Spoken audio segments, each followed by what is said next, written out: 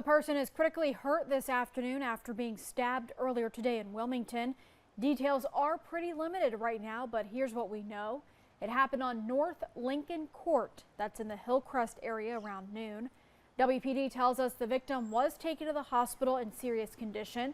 Of course, we'll update you as we learn more information. And if you know anything about this incident, you can send an anonymous tip to Wilmington Police.